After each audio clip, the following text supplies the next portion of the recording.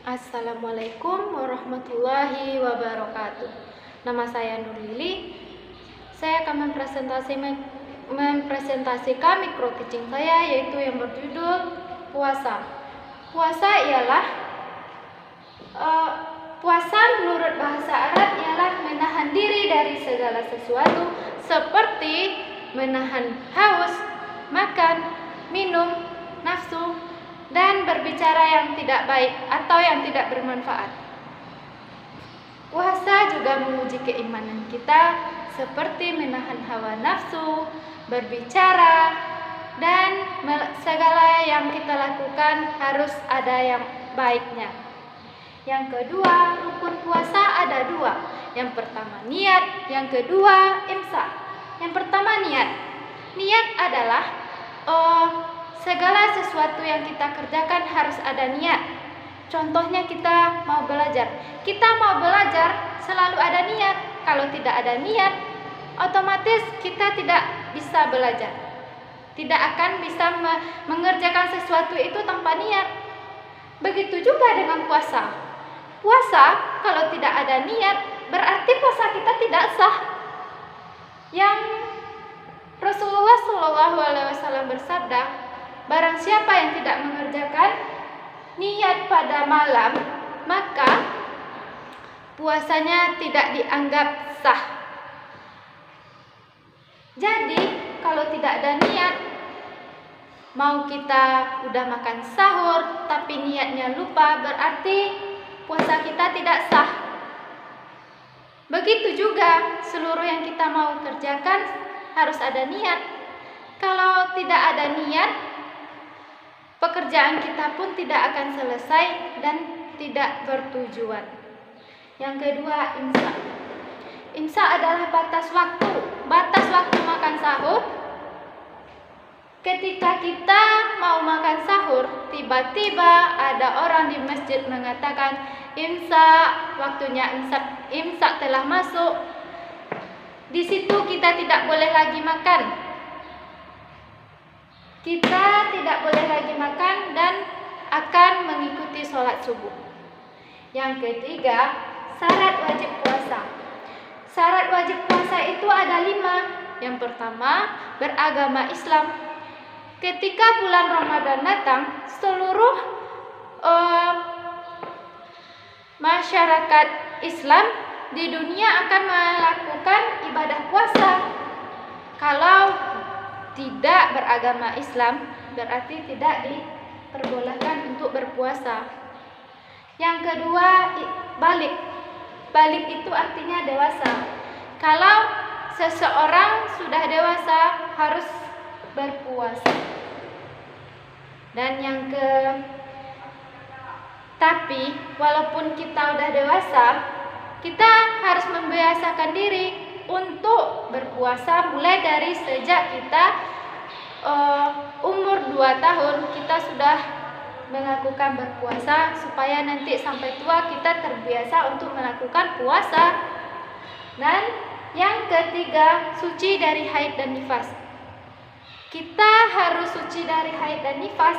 Ketika kita sedang haid dan masa nifas, tidak boleh melakukan puasa.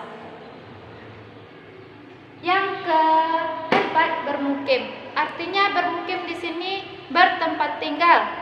Harus ada tempat tinggal. Kalau tidak ada tempat tinggal, mau di mana kita makan?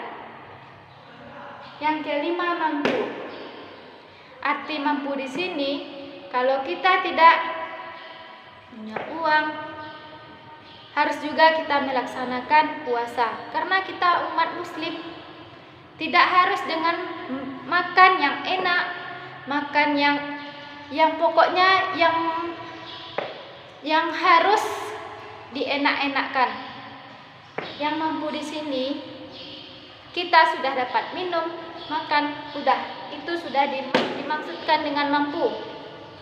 Yang keempat, perbuatan yang disunahkan ketika puasa. Yang pertama, menyegerakan berbuka. Kita harus menyegerakan berbuka, karena kalau kita tidak menyegerakan berbuka, otomatis pahala kita akan berkurang. Yang kedua, makan sahur.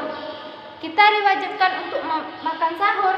Kalau kita tidak makan sahur, artinya nanti kalau kita mau berpuasa akan